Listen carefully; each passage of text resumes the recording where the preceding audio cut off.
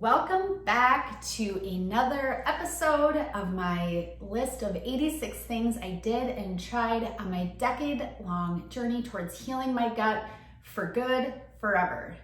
If you are ready for today's 4 things, let's go. Today, I am reviewing numbers 73 through 76 on my list. So the first one is number 73, and that is that I developed and spoke healing mantras constantly.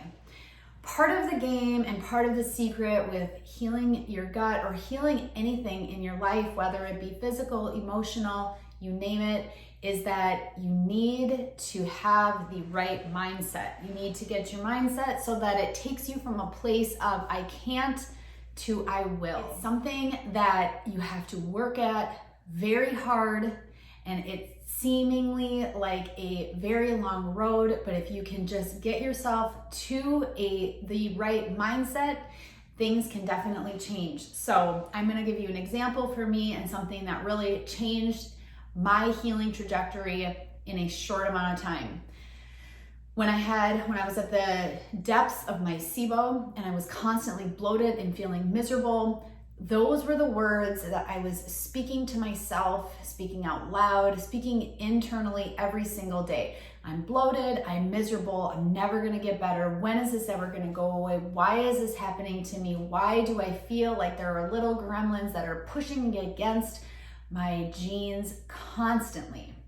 And I would continue to say these things. And so I got stuck in this cycle of perpetuating the problem. And the problem was never gonna go away until I at least started to think a little bit more positively. And so one day I started saying to myself, I am healed, my SIBO is gone, I feel no more bloat. This is fantastic. And I just said that. And over time, of course, I still didn't always feel well. Of course I didn't. I mean, you can't will yourself to get better. But your mindset will absolutely take you there far faster. So even on those days, I would say, I'm not bloated anymore, my SIBO's gone, you're good. I kept telling myself that over and over and over, and I swear by it. To this day, if I even feel a little hint of bloat, I tell myself the same things. Your SIBO is gone, you are healed, you're not bloated, you're doing fantastic. And I think it is really critical, no matter what your case is and what your situation is, what your diagnosis is, that you find that magical thought or saying or something that will keep you moving forward. So number 73 is I developed and spoke mantras constantly. Number 74 is rifaximin. So rifaximin is an antibiotic. Rifaximin is the antibiotic that I used and that is primarily used when you are diagnosed with SIBO.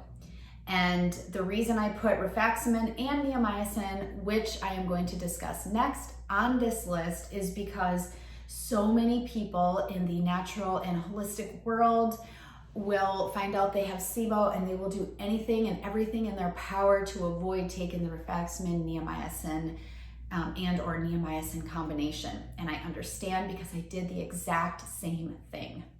However, my SIBO, like many of yours, was so far gone and you're feeling so miserable and your levels are off the charts that a lot of times the herbals in and of themselves alone will not work.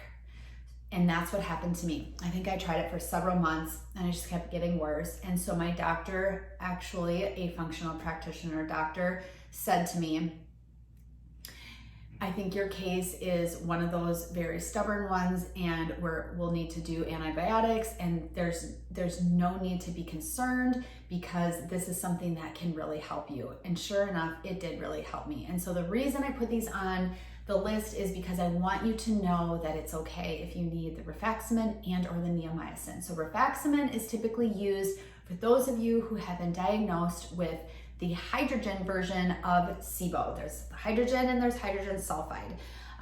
Typically, still today, hydrogen sulfide isn't as commonly diagnosed as just hydrogen. That's because the testing methods are not fully there yet, though I suspect that many people that have been diagnosed with hydrogen, SIBO, also and or have the hydrogen sulfide dominant version as well. But that's what rifaximin is there for. It stays localized when you take it to the small intestine. It is also an antibiotic that is used for traveler's diarrhea. And my biggest secret that I want to tell you about rifaximin is that it is very expensive, but there are ways to get around that. Rifaximin for a 14-day course in the United States, even with good insurance, can be $2,000 up to $3,000 for a 14-day course. That is insane to me, and I could do an entire video all about that and my thoughts around that. But what I want you to know is that there are alternative pharmacies that you can get it from if your doctor has an already established relationship with, and he or she can write a prescription to different pharmacies in order to get this prescription for far cheaper. The one that I used is in Australia, and to get a 28-day course, sometimes rifaximin is needed for up to 28 days if it's a severe enough case like I had. I got a 28-day course shipped from Australia with the prescription dose and the shipping. It was still but it was $300 to $400 versus that $2,000 to $3,000. So if you want more information about that, it is all in my ebook, Reasonable SIBO, and you can get that on AGUTSYGIRL.com. So that is number 70 for rifaximin. 75 then is neomycin. Like I already said, neomycin and rifaximin go hand in hand many times. Neomycin is the antibiotic that is used if you are diagnosed with SIBO, the methane dominant version. So one mistake that a lot of practitioners make, especially practitioners that don't fully know a ton about SIBO, which is such a beast, and really, how can we expect anyone to know that much detail about any one given condition if it's not their specialty? But something that a lot don't know is that they will give their patients the diagnosis, and because rifaximin has always been the antibiotic, they give them the rifaximin when the reality is that they had SIBO methane dominant and they needed both the rifaximin and the neomycin. Neomycin can be purchased in the United States with insurance for far cheaper, so you wouldn't have issues getting that if you needed it. But it is critical that if you have the methane dominant version, that you ask your doctor about adding in the neomycin with rifaximin. One thing I will say about neomycin, and this is not to deter anyone or to make anyone afraid if they need to take it, is that is the one that always made me very nauseous when I took it.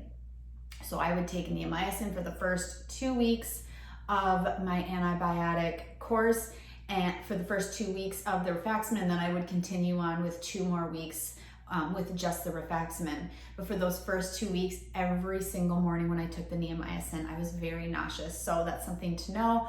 Over time, I did develop strategies for myself in order to feel better. One being that I would just suck or chew on straight ginger or the ginger chimes if you needed a little sugar with it. But that's neomycin. There's a lot of tips and tricks that I could discuss about neomycin, but if you need it, take it, and your SIBO healing journey might be greatly expedited. So that is number 75, neomycin. Number 76 is I broke up with obsessive. I still use the word a lot. I'm obsessed, obsessive. This makes me feel so obsessed, whatever. I still use it a lot, but acting it out is something that I rarely do anymore. So when I say I broke up with an obsessive, I mean that along my journey, I stopped being obsessed and obsessive over everything. So you can take it from any part of my day, but on my healing journey, just like many of you on your own healing journeys, everything seems Like if you slip up even this much, you are completely derailed and your journey is just over. Can you relate? Do you know what I'm talking about? I know that you do. But that mentality really can help you, and not in a good way, stay stuck in a really vicious cycle because you become so obsessed over every little thing. So I'll give you an example. You wake up in the morning, you have coffee, and you know that with your specific stomach condition, you can have a half a cup of coffee with, highly diluted coconut milk and whatever. And all of a sudden you make your coffee and you drink your coffee, and after you drink your coffee, you notice that your stomach hurts a little bit. And so you start getting super obsessive every subsequent day about that coffee. You make sure that it's, you measure and you do tablespoons and you do teaspoons and and it just becomes so obsessive. Then you move on to, let's say, breakfast, and you're so obsessive about measuring and portioning, and is it high FODMAP, is it low FODMAP, can I have 4 blueberries or 5 blueberries, and you become obsessive with your food, and then it comes to, and on and on and on and on. And that cycle of being absolutely obsessed with everything on your healing journey is so damaging. I cannot even tell you how damaging it really is. If you have a true allergy, you may need to be obsessive over food. I get that. But if you're just trying to heal and you're making it into a marathon versus a sprint, and you're just trying to do things the right way, do yourself a favor and stop obsessing so much. All it's doing is creating more stress in your life, and that stress is hindering your progress. So number 76 is I broke up with obsessive. And that's it for today. Number 73 through 76. We only have 10 more left to go. I can't even believe it. I would love your thoughts and your comments. If you have any ideas about what the final 10 could be, leave them in the comments below. I would love to hear from you. Have a great day.